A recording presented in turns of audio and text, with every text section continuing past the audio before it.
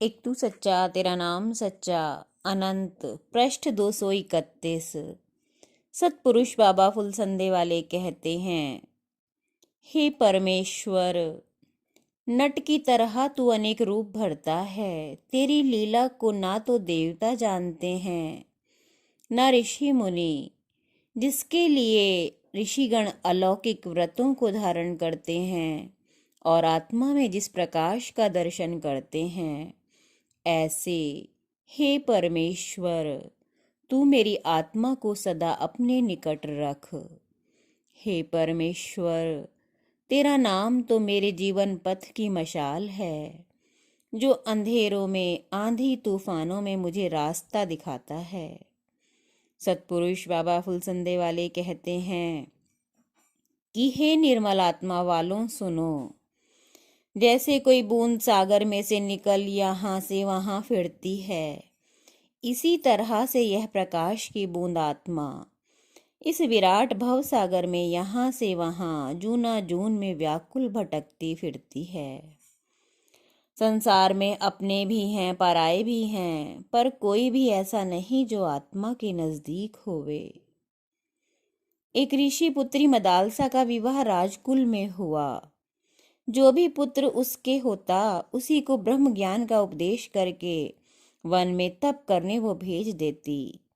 वो अपने 5वें पुत्र को ईश्वरीय ज्ञान का उपदेश कर रही थी।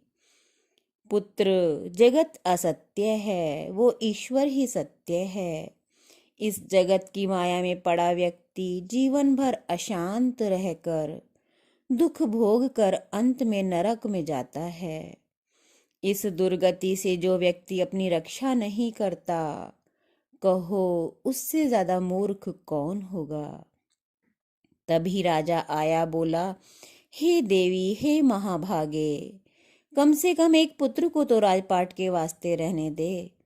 मदालसा ने दुख व्यक्त करते हुए अपने पुत्र से कहा, पुत्र, लगता है तेरे पूर्व जन्म के कर्म पवित्र नहीं हैं, इस वास्ते तुझे जगत के दुख भोग सहने पड़ेंगे।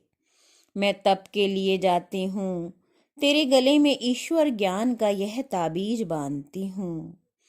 अपने जीवन में जब तू बहुत ज्यादा दुखी हो जाए, तब इस ताबीज को खोल के पढ़ लेना, तुझे शांति मिल जाएगी। मदालसा ऐसा कहकर वन में चली गई। वो वक्त भी आया जब उस युवराज को उस तावीज को खोलने की आवश्यकता पड़ी। उसमें लिखा था, ब्रह्म सत्यम जगत मिथ्या। हे पुत्र, ये संसार झूठा है, ईश्वर ही सत्य है। यदि तू शांति चाहता है तो उस पार ब्रह्म की आराधना कर। वह अपने पुत्रों को राज्य देकर खुद विरक्त होकर वनों में चला गया। वे पवित्र आत्मा थे, जिनमें ईश्वर का ज्ञान प्रकाश बनकर उतरा और दुनिया के कांटों में बिंधे।